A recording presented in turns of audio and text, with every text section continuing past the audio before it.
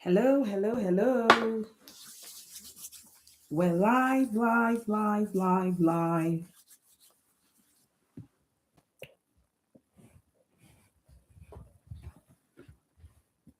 Hmm.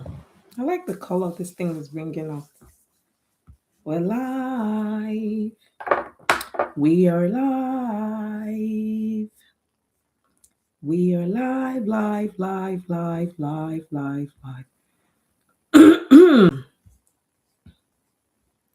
We are live. We are live. Hello, hello, hello, hello. Hello, hello, hello, hello, hello. Good evening, good evening, good evening.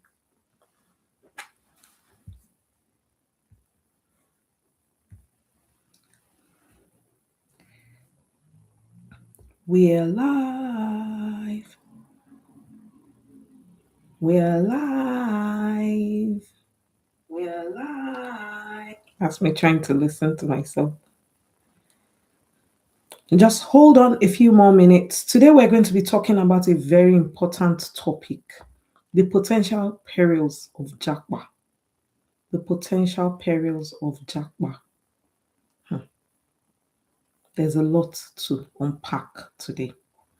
Hmm.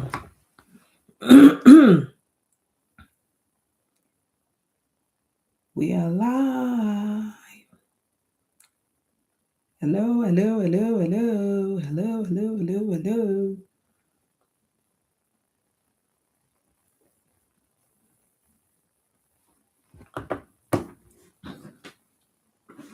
Good evening, everyone. How are you doing? It's nice to see you all from wherever you have joined us today. It's nice to see you. Please post comments, in the comment section to tell us where you're from, who you are. Just say hi to us once you join. Today, we're going to be talking about a very, very important topic, which is the perils, the potential perils of japa. Hmm. I'll hold on a bit for us to join. For those of us that are just logging in, I'm sure that you have already heard the story about the young man who died just 6 days after arriving in the UK. Allegedly, Mr. Oluwatobiloba Oyaguno, a 39-year-old Nigerian man. He got to the United Kingdom on the 26th of January, this 2026. And by the 2nd of February, he had passed on. That is such a sad tale. And this is someone who's got a wife, a young wife and two young children. Now, the details of what exactly happened to him are not clear yet, but people have come up with all sorts of theories. Somebody said maybe it's deep vein thrombosis, something that happens when you're on the plane for a long time. And this is why they recommend to people that when they're on the plane for a long time, they should wear tight compression. They're called compression socks. That they should wear. People should wear compression socks when they're flying, so that they will not get in this kind of situation. I pray that none of us will ever, lose our lives at a young age. It's just so sad. And so that's why this evening we're going to be talking about the potential perils of japa. So I'm putting my father's interview on hold. Though his interview has already been recorded and everything. That's what we're supposed to listen to and comment on today. But we're going to talk about the potential perils of Jakba and if it is worth Jakbada. And this evening will take a few seconds, like a minute, as a matter of fact, 1 minute silence for the soul of the departed.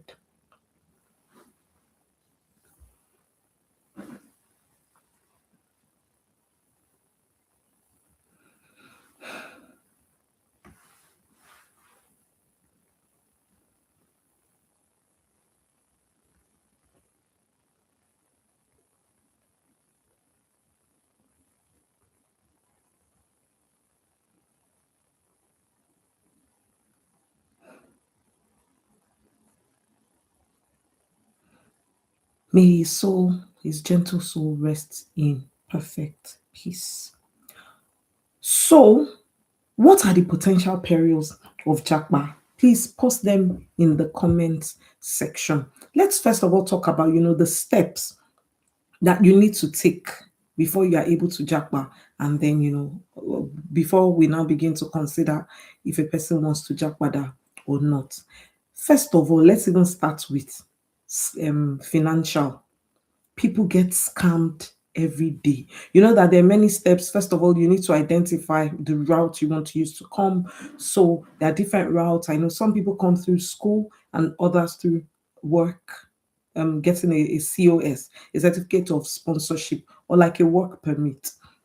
We hear stories of people who were issued work permits and got to wherever it was, a country that they went to, only to find out that the job did not come with an actual job. It was just like a letter, a recruitment letter or an offer letter to nowhere. Some people would land here only for them to go and look for the actual jobs. And you know that for you to stay in the country, apart from you satisfying or meeting your financial obligations, you have to eat. Then there's the ones that are expected from the government. The government expects that since you said you've got a job offer and you're here in maybe the UK or Canada or wherever, or the US, wherever you might be, the government will expect you to pay tax. You said you've got a job. So there's that. That's the financial one. And it leads to all sorts of emotional and mental trauma that people have. Imagine, even back home in Nigeria, I remember a case of a lady who got an offer letter, not even outside of Nigeria, within Nigeria. She got an offer letter to come and start a job somewhere in the eastern part of Nigeria. It was allegedly an oil and gas company that gave her the offer. So what she did, she sold all her things, packed everything up, moved, and before she got the job, they had asked her for money. So she had parted with money. So first of all, for us to note down, if anybody wants to give you a job offer and they ask you to pay in advance, know that it is very, very unlikely. In fact, I don't think that there's any job where they ask you to pay in advance. So that's already, a comma, a red flag there. She got this job called Ghost Jobs. She got there. I don't even think the company existed when well, something like that. So, and she had left her flat. She had given her landlord notice. She had packed up her life only to move to a destination where there was no such thing. It is happening in the UK. We hear all of these stories through the grapevine. It's just that people keep them very, very coded. So that's the most popular one. It's a fraudulent agents offering people jobs that do not exist. So let's start from, and that is both emotional, mental, and financial, because you've already got your hopes up and all of that, only for you to get to wherever you are going and there's no such job. That's the first one. But even besides that, there's the logistical nightmare. Well, it's not a scam, but it's a peril. The logistical or a potential peril. The logistical nightmare of even getting the documents, the visa. You need to print out all your bank statements. You need to print out all your pay slips. You need to do, there's a particular test, tuberculosis test, which, by the way, before you do it, you need to go and join a queue, ensure that you get a proper slot on time. And I think that the certificate expires after 6 months. So God help you if you do your test and you're not able to sort yourself out within 6 months, then you need to do it again. So you take the tuberculosis one, and then you need to go and book a slot at the High Commission itself. And then you need to ensure that you've got your proof of funds in your account. Then you need to ensure that you print out your bank statement. It's like playing Russian roulette, or juggling balls on fire. You need to ensure that the bank statement you print, it subsists till the day before you go for your interview. So it's almost as if you're printing out your bank statement, the next morning you need to get a date. So even navigating all of that, it could be such a nightmare. That is apart from traffic, depending on where you live.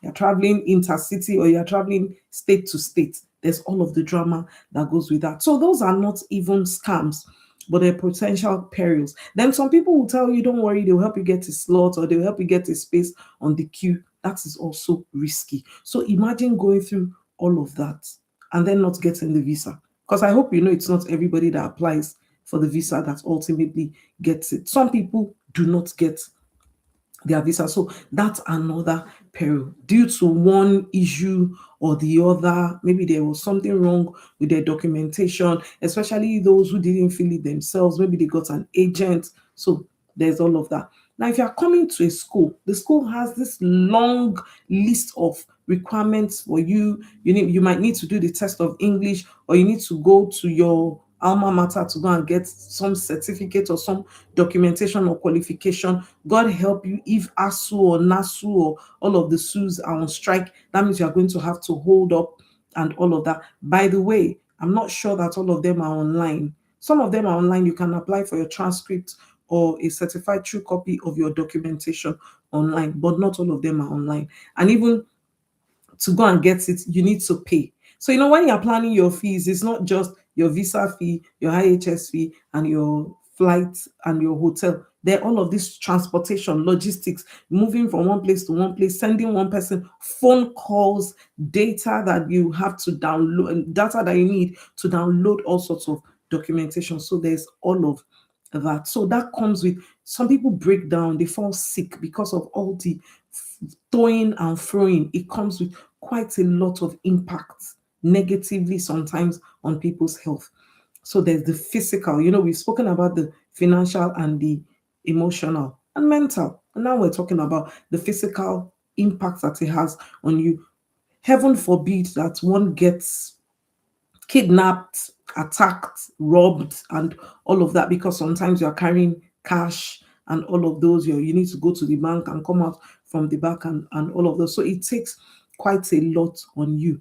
Then there's this spiritual aspect. For those of us who believe in God, from day one, you've got your heart in your mouth, fasting, praying, constantly just begging God, have mercy. This must not waste. I must not. Many people fast to the visa place because they believe that if you eat and you don't get your visa, you will feel so bad. That was it, just because of a plate of breakfast that I couldn't hold on. So there's the impacts. You see people going to church more or mosque more or wherever it is that they find their faith. So you find people going to pray more. So there's the spiritual impact or toll that it takes on people as well. And then let's not even end there. That's the spiritual. Then there's also the social. Well, it's kind of spiritual stroke social, or maybe they're different, but they're also joined. Some people will not tell anybody. Some people, as part of their spiritual, should I say, spiritual quality control, will decide not to mention it to anybody. You just see people just take off and they'll call their family from either the airport or their destination, or the airport of where they're taking off from, and say, I am going to Canada today. Love you.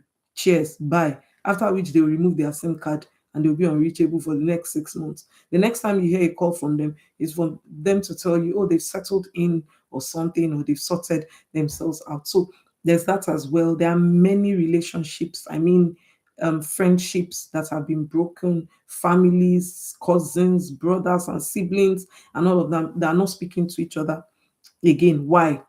Because they japa and they did not inform you. So it comes with all of that. I know that quite a lot of us are guilty. And for some of us, so personally, I do not like to tell people what I'm doing, because it's almost as if my ideas or my concepts are in a bubble. And the second I mention it to people, I don't believe they can jinx it. It just makes me not pay attention to it. So when something is still coded and it just belongs to me, I try to, do a lot of work on it, trying to make it come to fruition. But the second I begin to mention it to people, it just takes something away from me. I don't know if there's anybody else that feels that way. If you feel that way, please put it in the chat box. Or if you understand what I mean, once I begin to let the cat out of the bag, slowly I find out I have, experienced over time that once I begin to tell people things, I begin to lose interest. It's almost as if it's no longer precious. It no longer belongs to me. And sometimes I'll just tell people, that's the idea. You go and do it. But there's some people who are scared of telling people anything. They believe that the second other people hear about it, they jinx it. Everybody's got the experience. So I'm not one to judge. We listen, we do not judge. And then after that, there's also the medical bit. I've talked about the tests that people need to go and do, but then it's also the toll it takes on your body. Some people break down, fall sick, especially with the country where people are prone to malaria and all these other fevers. These illnesses that are opportunistic. Once they see that you're stressing yourself out, they'll just latch on you. So there's all of those. If there are other things that you experienced while you were on your jackpot journey, please put it here. So you can, and that's not all. So there are a lot of people, like I've mentioned, who ended up not getting their visa for one reason or the other. Some would go and reapply. I remember the very first time that I applied for a visa to come to the United Kingdom. It must have been June of 2006, I believe. I think it was June 2006 that I applied. I got the visa. My birthday is on the 10th of June, and I got the rejection letter on the 10th of June. I had been rejected. Eventually, my older brother went to appeal, and I got the visa in December. So 6 months of silence, not knowing what's going to happen. And then I got the visa in December. So, there's also that as well. Some people have to appeal. The appeal process itself is, just adding another bottleneck or another obstacle to an already trying journey. And then eventually, I got it. And there's also I won't call it a peril, but there's also the stress of eventually getting the visa. Whether you believe it or not, sometimes good things stress people. So you get the visa again, and then it's all okay. Now we need to start packing. If you've not already packed, you need to sell all your things or give away things. People who are in Nigeria want to buy, they know you're leaving, so they just buy it at half a price. They'll throw down price. They want to buy to offer you like, you're going in search of greener pastures. Leave these things for us boys. Let us be managing it here without realizing that you're trying to raise money, maybe to buy your ticket or to pay your school fees and all of that. So there's all the trouble of packing. Sometimes you're able to sell these things. If you go and sell them to the malams, the scavengers, they just buy those things at very, very rock bottom, ridiculous prices. Some of these items, you might be sentimentally attached to them and you won't want to give them away or sell them, but where will you keep them? Unless you've got a house that belongs to you. But even if you have a house, most likely you'd want to rent it out for people to live so that it can generate funds for you while you're abroad. But eventually, you get all of that. You buy your tickets, you book your hotels, and all of that. And then some people eventually arrived, at least I know about the UK because that's where I live. We know the story of somebody who arrived in the UK and was turned back.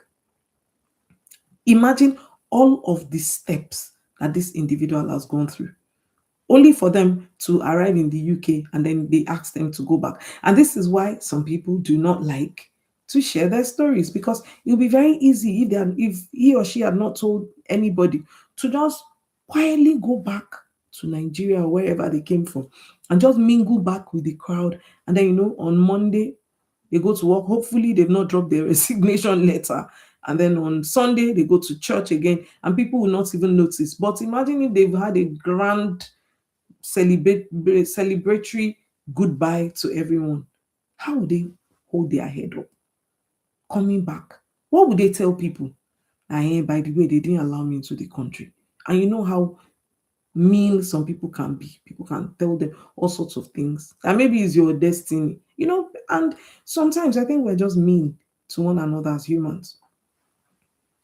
Going through all of that, then getting into the country.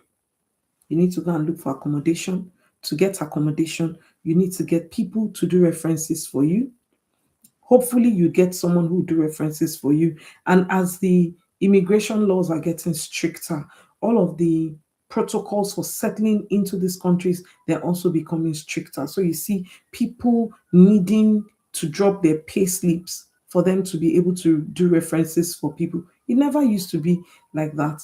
As a matter of fact, there was a time when if you didn't have anybody to refer you, all they needed you to do was to pay 2 months rent. So that means the month you're leaving and then the next month in advance. But now you hear people doing things like they're paying up to 3 months, some places up to 6 months. Accommodation in some places is now impossible to get. We heard stories of people who said they got to a place where they had been called for a viewing of maybe a flat or something, and then there was a long queue outside. So, they're playing us against one another. One person will come, and then people started to auction, or is it bid, an accommodation that maybe was 1,500. Someone would just say, do you know what, I'll pay 1,600. I know these are desperate measures because everybody needs a place to lay their head, especially if you have a job the next day, or you have to go to school and all of that. You want to settle in, put all of your bags somewhere and all of that. So there's the whole accommodation drama again. And also funds. Most people just plan enough funds that, just let me go and land in that country. When I get there, I'll sort myself. It is very, I know there are people who came into the country with enough funds for maybe like their rent and all of that. But I know that quite a lot of people landed in the country with just enough funds to last them for maybe a week or a month, with expectations that, what, we will sort ourselves after that. And then many people were not, or are usually not able to, you know, um, assess how much money or evaluate how much they really need to land, because it's a country where you've not lived in. Yes, you've done your Google search, you found out all the potential places where you need to spend money and all of that. But eventually, it is until you land that you know how much you are going to spend. So imagine going through all of this. And then you go, if you're a student, you need to go to school, go for your matriculation, and all of that. I even forgot this other one where some people come with things, and so maybe they would have packed their things, giving them to courier to help them bring it wherever, and then these things just get lost in transit. In fact, there's some things that get lost even on the flight, where you come with your bag and your bag will go missing, and all of those things. It is quite an emotionally traumatizing journey for many people. So imagine how sad it must be, having gone through all of these steps. And I have just mentioned the basic steps. There are people who had additional, please put in the chat box any other thing that you experienced. There are people who had additional issues on top of all of this. So you can imagine how sad it must be, having gone through all of that, only for this young man to die. The family, I'm sure that they were not expecting that they would weep anytime this year. Their plan was just, oh, let us just get to this UK, the land of greener pastures, the land of, the silver lining and all of that, only for them to land here and this young man passed. It is indeed such a sad story. There are many, I know that there are helplines that can help people with grieving. I hope that we would never need them, these helplines. This is not intended to be insensitive to the family. I really feel so bad for them. But if there's any advantage of living in such a country as this, is that there's help available. First of all, I know that the Nigerian community will rally round. And if you do see the links to the I know they've opened a GoFundMe. So if you find the links to a GoFundMe, you can just support the family in however way you're able to. And also say a prayer. God hears. So say a prayer for the wife and the two kids. I do not know what his family situation is back home in Nigeria, but he might have siblings, parents, aged parents, and family members. So say a prayer for them so that at least they will begin to receive comfort. At 39, that is such a young age. So imagine all of that. It is so sad indeed. And it makes you begin to wonder, was the journey really worth it? Not for them only, but there are people who have traveled to these countries and all of that. Whatever issues we have left behind in our home country, they have come here in search of greener pastures. But are the pastures really green? Are the pastures greener for other people? And this is where the question, should I japa? Now, this is not like I keep saying, it's not a clarion call for reverse migration. It is just food for thought. And we're sharing stories. There are so many exciting stories lined up. At least I think we've got about, apart from my father's interview, we've got about 4 stories lined up already, apart from people who want to come live for the interviews, about people who have, circumvented all the, should I say, all the obstacles, like going through the obstacle course successfully to land.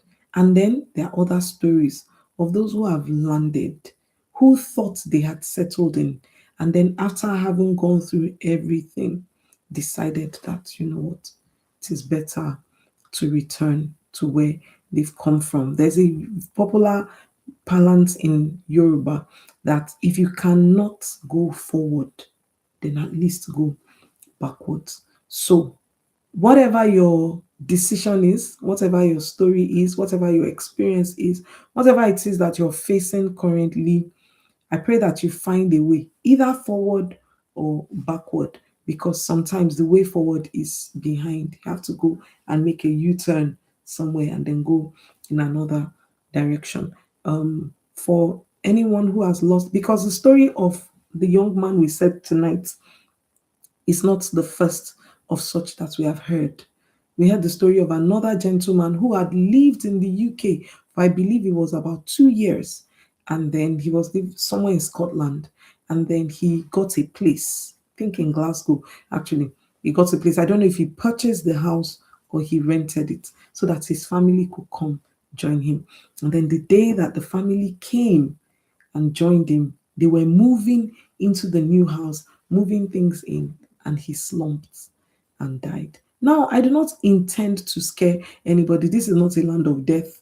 People die wherever. People die. If you go on World O Meter, you'd find out that in the 30 minutes it has taken us to have this conversation, a lot of people have died. A lot of people have been hit by buses. Some have died of natural causes. So death, like rain and taxes, is just another part of life. But it gets very painful when it is attributable to a journey, as if the person embarked on a journey of no return. It is always painful when a young person, anybody under the age of 80 or even 90, depending on how strong they are, it is always bad news when they pass on. So this has been our story this evening. We pray that the family of this young man, we pray that God will give them the fortitude to bear such an irredeemable loss. We pray for the children and the wife that somehow they'll be able to move on even from this situation. And until I see you again next week, my name is Grace Okafor, and the program is Should I Jakbada? See you again next week. Please continue to put your comments down in the comment section. The comment section is open so that we can learn from you. There are many people waiting to hear your stories. If you want to tell your story, please send an email to shouldijakbada@gmail.com. It doesn't mean you want to jakbada. It doesn't mean you don't want to jakbada. It's just to tell us the obstacles, the challenges that you have had to overcome before arriving where you are. So, see you again next week. God bless. Love you. Bye.